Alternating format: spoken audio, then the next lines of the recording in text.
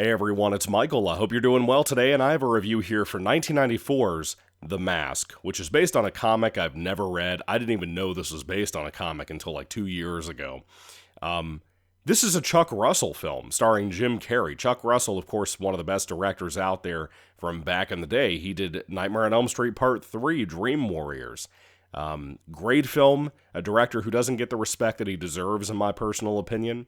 He's worked alongside amazing actors and creators over time. And Jim Carrey, what could you possibly say about Jim Carrey? I love the man. I grew up with him. I'm a 90s kid. He is so much ingrained into my personality and childhood from when I was a kid, my memories. I can't even imagine a world without Jim Carrey. And I love the guy so much that I've went back, I've watched so much of his stuff that I missed over the years. Like, probably about 10 years ago, I finally saw his Christmas Carol version. He's great there. The dude can do horror, comedy especially.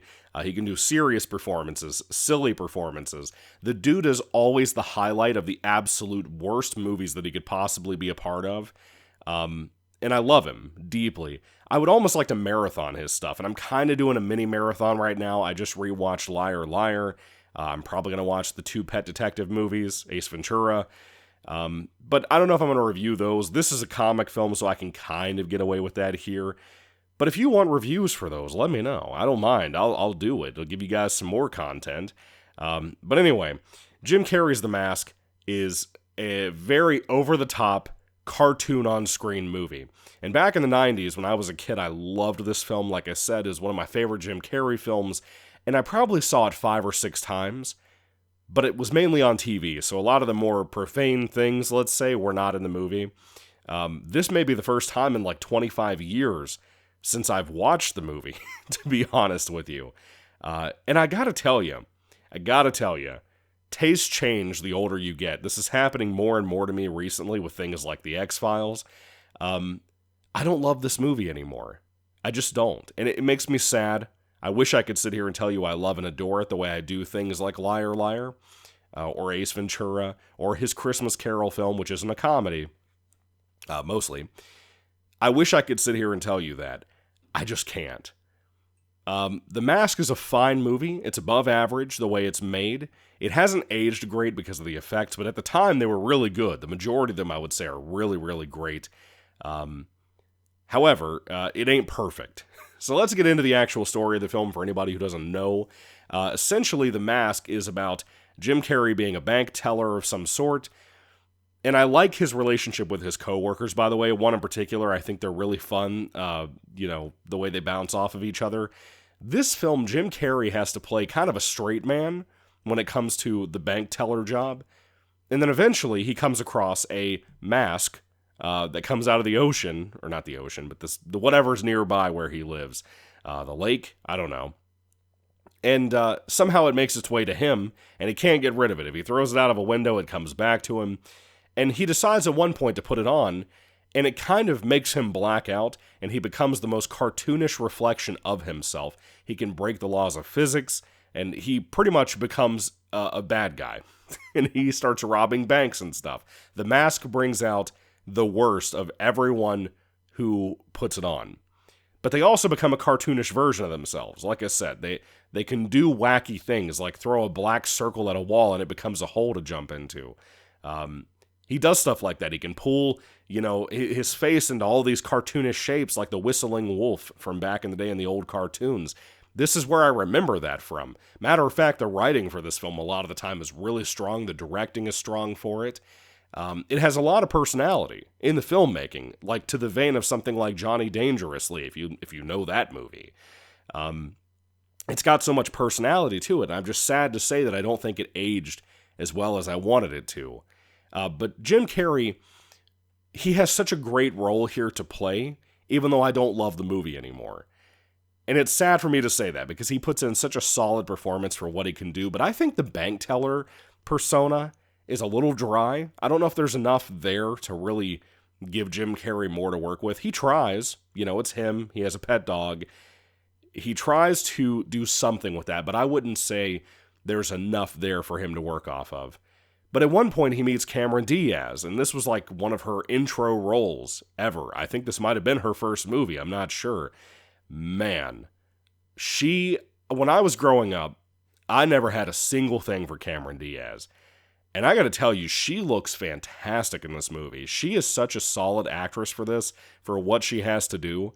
And the older I've gotten, the more I enjoy Cameron Diaz as an actress. I think she actually has a little bit of talent, and I'm glad she's starting to kind of come back into making movies and stuff. I think she made a movie with Jamie Foxx not too long ago. I like her a lot.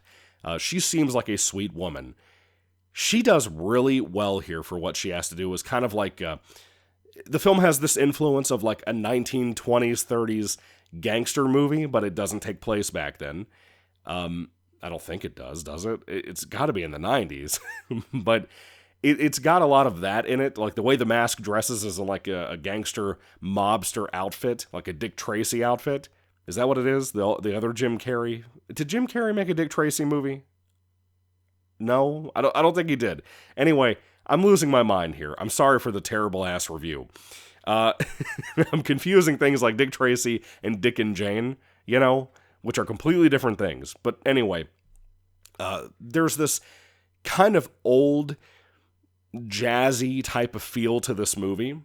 In its content, in scenes, there's dance numbers and shit. There's musical numbers that Cameron Diaz has to perform.